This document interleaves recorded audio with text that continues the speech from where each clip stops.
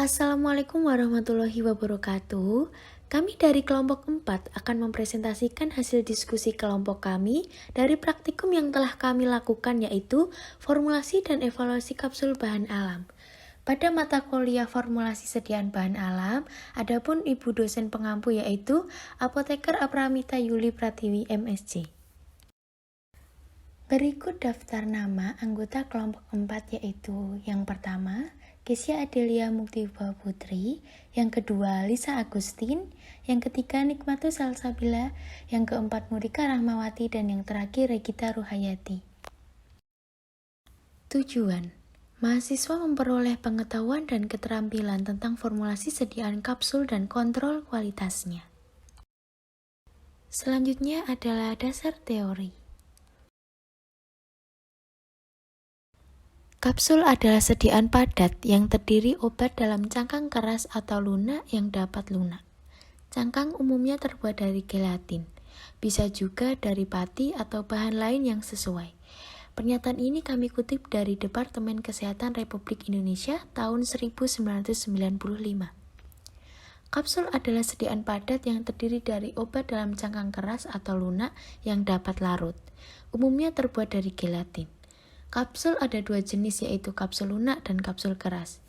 Bahan baku relatif sama, gelatin, pewarna, pengawet, opakuinen, dan air. Kapsul lunak terbuat dari gelatin yang terplastisasi sehingga bersifat lebih elastis dibandingkan kapsul keras. Pernyataan tersebut kami kutip dari Syaifullah dan Kuswahyuning 2006. Kapsul adalah sediaan padat yang terdiri obat dalam cangkang keras atau lunak yang dapat lunak. Cangkang umumnya terbuat dari gelatin, bisa juga dari pati atau bahan lain yang sesuai. Pernyataan ini kami kutip dari Departemen Kesehatan Republik Indonesia tahun 1995. Kapsul adalah sediaan padat yang terdiri dari obat dalam cangkang keras atau lunak yang dapat larut, umumnya terbuat dari gelatin. Kapsul ada dua jenis, yaitu kapsul lunak dan kapsul keras. Bahan baku relatif sama, gelatin, pewarna, pengawet, opakuinen, dan air. Kapsul lunak terbuat dari gelatin yang terplastisasi sehingga bersifat lebih elastis dibandingkan kapsul keras. Pernyataan tersebut kami kutip dari Syaifullah dan Kuswahyuning 2006. Adapun beberapa keuntungan dari sediaan kapsul gelatin keras antaranya yaitu: yang pertama, dapat menutupi rasa dan bau yang tidak enak dari bahan obat. Yang kedua, mudah untuk ditelan. Yang ketiga, mudah dalam penyiapan karena hanya sedikit bahan tambahan dan tekanan yang dibutuhkan. Yang keempat, dapat digunakan untuk menggabungkan beberapa jenis obat pada kebutuhan yang mendadak. Dan yang terakhir, bahan obat terlindung dari pengaruh luar, yaitu cahaya maupun kelembapan. Pernyataan ini kami kutip dari August Berger pada tahun 2000, serta Lachman pada tahun 1994. Selain keuntungan, adapun kerugian pada sediaan kapsul yaitu: garam kelarutan tinggi umumnya tidak dapat digunakan pada kapsul gelatin keras. Yang kedua, kapsul tidak cocok untuk bahan obat yang mengembang. Lalu yang terakhir, peralatan pengisi kapsul mempunyai kecepatan yang lebih lambat dibanding mesin pencetak tablet. Pernyataan pada kerugian sediaan kapsul kami kutip dari Ansel tahun 1989 dan August Berger pada tahun 2000. Menurut Saifullah dan Kuswahyuning 2006, kontrol kualitas kapsul yang telah diisi juga harus memenuhi persyaratan tertentu, di antaranya 1. Pemeriksaan penampilan kapsul secara umum, misalnya ada tidaknya keretakan kapsul, peyot atau tidak, ada tidaknya noda, dan lain sebagainya. 2. Keseragaman bobot. 3. Pemeriksaan waktu hancur. 4. Uji disolusi. Bobot atau volume obat yang akan diisikan ke dalam kapsul tergantung pada sifat bahan obat itu sendiri. Ketepatan dan kecepatan memilih ukuran kapsul biasanya berdasarkan pengalaman atau pengerjaan secara eksperimental. Selanjutnya, perhitungan pengambilan bahan. Yang pertama, bahan segar yang digunakan sebanyak 1,318 gram dan diperoleh hasil simplisia sebanyak 400 gram. Dari hasil Simplicia diperoleh ekstrak kental sebanyak 91,8 gram dan ekstrak kering sebanyak 30,595 gram. Simplicia yang digunakan sebanyak 32,67 gram. Ekstrak kental yang digunakan sebanyak 7,5 gram. Dosis empiris 7 lembar daun jambu biji untuk sekali minum diperoleh bobot bahan segar 11,7 gram, Simplicia 3,55 gram, dan ekstrak kental 0,814 gram. 7,5 gram ekstrak kental jika dibuat kapsul sekali minum diperoleh hasil 9,213 atau 9 kali minum. Ekstrak kental yang digunakan untuk 9 kali minum diperoleh hasil sebanyak 7,326 gram. 30,595 gram ekstrak kering dibagi 9 kali minum, diperoleh hasil 3,4 gram untuk sekali minum. Bisa dijadikan 2-3 kapsul sekali minum. Cara kerja dan evaluasi. Cara kerja. 1. Ditimbang berat 7 lembar daun jambu biji segar dan 7 lembar daun jambu biji kering. 2. Ekstrak kental dikeringkan dahulu dengan serbuk halus daun jambu biji dan di oven sampai menjadi serbuk kering. 3. Dihitung dosis ekstrak kering yang harus dikonsumsi untuk sekali minum. 4. Masukkan ekstrak kering dengan dosis yang sudah sesuai ke dalam cangkang kapsul dengan ukuran yang sesuai, atau dapat ditambahkan aerosil untuk memenuhi cangkang kapsul. 5. Masukkan kapsul ke dalam wadah dan diberi etiket aturan pemakaian. Apabila kapsul belum penuh, maka dapat ditambah dengan bahan pengering talkum dengan cara ditimbang satu kapsul dengan isi ekstrak kering dan dicatat beratnya. Kemudian dibuka kapsul tersebut dan penuhi kapsul dengan ditambah aerosil dan ditutup kembali. Kemudian ditimbang kembali dan catat beratnya. Lalu hitung selisih berat yaitu B gram dikurangi A gram sama dengan C gram. Jadi aerosil yang ditambahkan pada ekstrak kering sebelum dimasukkan ke kapsul adalah C gram dikali jumlah kapsul yang akan dibuat. Selanjutnya ada evaluasi massa kapsul. Yang pertama, laju alir dengan cara ditimbang 25 gram massa kapsul, lalu dimasukkan ke dalam corong dan diratakan. Kemudian, flowmeter dinyalakan dan waktu yang diperlukan seluruh massa untuk mengalir melalui corong dicatat. Laju alir dinyatakan sebagai banyaknya gram serbuk yang melewati celah mesin per detik. Rumus dari laju alir yaitu gram per sekon. Hasil penimbangan serbuk untuk waktu alir adalah 25 gram. Pada evaluasi laju alir dilakukan 3 kali replikasi. Yang pertama dengan hasil 2,49 gram per sekon, replikasi kedua dengan hasil 5,74 gram per sekon, dan replikasi ketiga dengan hasil 6,09 gram per sekon. Selanjutnya, evaluasi massa kapsul sudut istirahat dengan cara sejumlah massa kapsul dimasukkan ke dalam corong hingga penuh, kemudian diratakan. Massa yang jatuh akan membentuk kerucut, lalu diukur tinggi dan jari-jari kerucut. Kemudian dihitung sudut istirahatnya. Rumus dari sudut istirahat yaitu tan alfa sama dengan H dibagi R, di mana H merupakan tinggi dan R merupakan jari-jari. Pada evaluasi sudut istirahat dilakukan sebanyak 3 kali replikasi. Replikasi pertama dengan hasil 11,30 derajat. Replikasi kedua dengan hasil 17,22 derajat. Dan replikasi ketiga dengan hasil 16,69 derajat. Kemudian evaluasi selanjutnya yaitu dengan bulk density. Massa kapsul ditimbang 90 gram dimasukkan ke dalam gelas ukur, kemudian diukur volumenya untuk mendapatkan volume pertama. Gelas ukur yang berisi massa kapsul tersebut diletakkan pada alat bulk density tester. Alat dipasang pada ketukan sebanyak 300 kali. Kemudian percobaan diulangi dengan 300 ketukan kedua untuk memastikan bahwa volume sampel tidak mengalami penurunan. Volumenya diukur menjadi volume kedua. Kemudian dilakukan perhitungan indeks kompresibilitas, yaitu dengan cara volume pertama dikurangi volume kedua dibagi volume pertama dikalikan 100%. Sehingga didapatkan dari ketiga replikasi, yaitu pada replikasi pertama didapatkan indeks kompresibilitas 44%, replikasi kedua 46%, dan replikasi ketiga 48%. Evaluasi sediaan kapsul.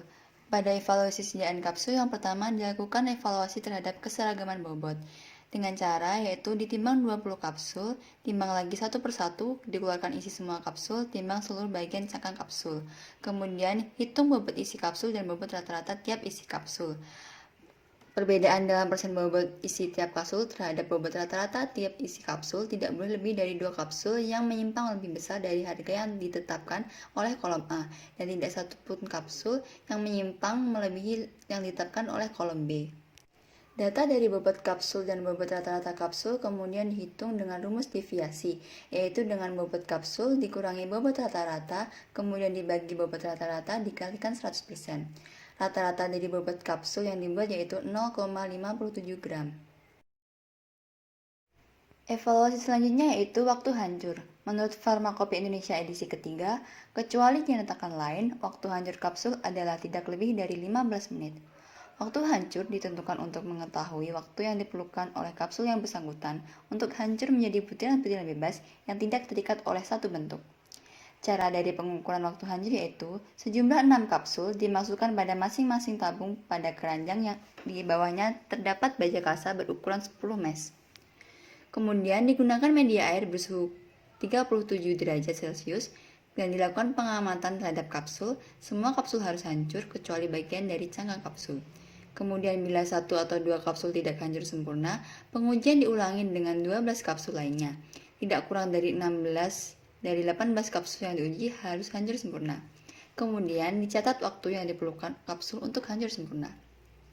Pengujian waktu hancur kapsul dilakukan dengan alat disintegration tester dan diperoleh rata-rata waktu hancur kapsul selama 4 menit. Pembahasan. Pada praktikum kali ini, dilakukan formulasi sediaan kapsul bahan alam. Kapsul adalah sediaan padat yang terdiri dari obat dalam cangkang keras atau lunak yang dapat larut. Kapsul dapat didefinisikan sebagai bentuk sediaan padat di mana satu macam obat dan lebih atau bahan inert lainnya dimasukkan ke dalam cangkang atau wadah kecil yang dapat larut dalam air.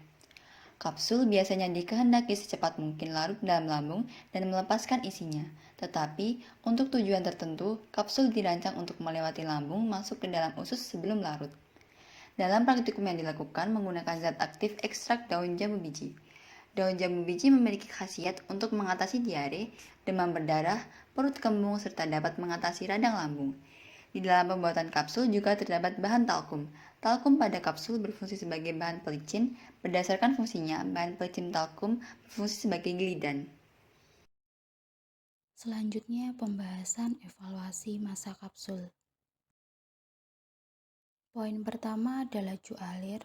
Laju alir dilakukan dengan menimbang massa kapsul 25 gram dan dimasukkan ke dalam corong lalu dicatat waktu alirnya. Yang diperlukan massa kapsul sampai serbuk melewati celah corong. Untuk rumus laju alir sama dengan gram per second. Didapatkan 3 replikasi. Replikasi pertama mendapatkan 2,49 gram per second, replikasi kedua 5,74 gram per second, dan replikasi ketiga mendapatkan 6,09 gram per second. Standar laju alir yang baik yaitu dapat dilihat pada tabel berikut.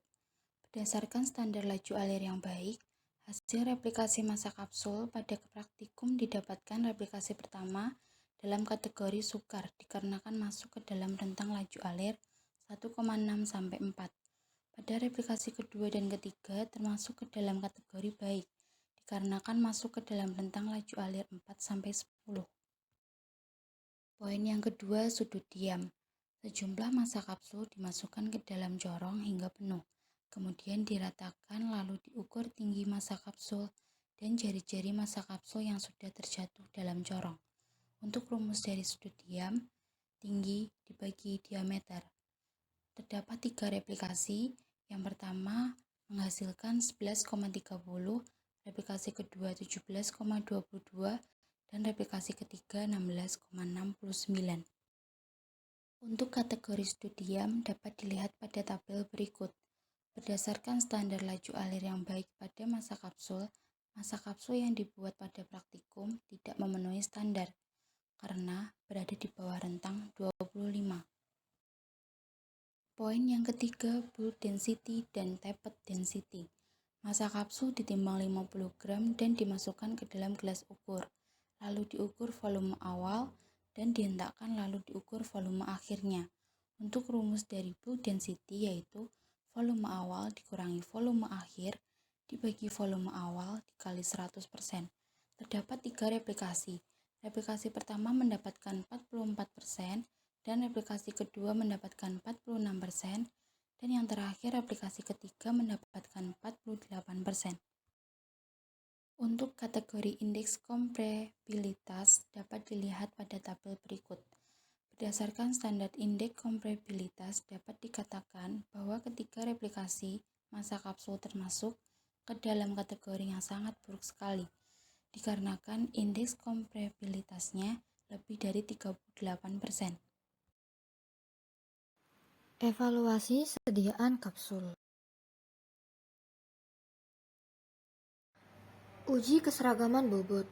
Uji keseragaman bobot dilakukan untuk mengetahui kesesuaian keseragaman bobot sediaan kapsul yang dihasilkan dengan persyaratan keseragaman bobot dan kandungan dari FI edisi 4. Berdasarkan hasil praktikum, diperoleh rata-rata bobot 0,57 gram.